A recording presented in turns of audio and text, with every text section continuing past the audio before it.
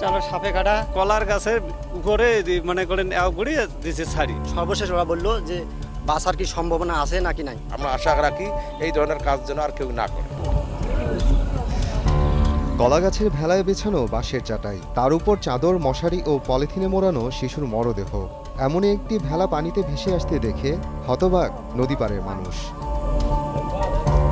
রোববার দুপুরে কুড়িগ্রাম সদরের যাত্রাপুর ইউনিয়নের গারুহারায় দুধকুমার নদের ডান তীর ঘেঁষে কলাগাছের ভেলা ভাসতে দেখেন স্থানীয়রা। ভেলার সঙ্গে থাকা একটি চিরকুটে শিশুর ছবি, নাম, ঠিকানাসহ ভারতীয় একটি ফোন নম্বর লেখা ছিল। চিরকুটে দেয়া তথ্য মতে শিশুটির নাম সুমিত দাস, বাবার নাম আকুমণি দাস, মায়ের নাম পদ্মা দাস, বাড়ি ভারতের আসাম রাজ্যের লালবাড়ির ডেকাম ঘাটে। এমন ঘটনায় হতবাক প্রত্যক্ষদর্শীরা। চোখ মুখ এবং ভিতরে গেছে এবং সবাই লোকজন দেখে একটু হলাম, আজব এক হলাম। লাশ আসাম থেকে আসছে, এখন কলার গাছের উপরে মনে করেন ঘুরিয়ে দিছে ছাড়ি।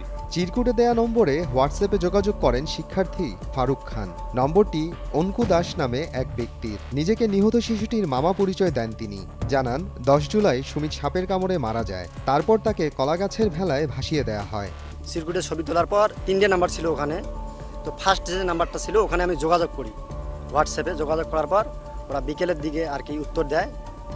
আমি ছবি পাঠাইলাম, যে ছবিগুলো তুলছি, যে বলছি যে এটা কি আপনাদের লাশ বা আপনাদের সন্তান। কেউ বলে যে জি এটা আমাদের সন্তান। তখন আমি জানতে চাইলাম যে কী কারণে এইরকম হয়েছে।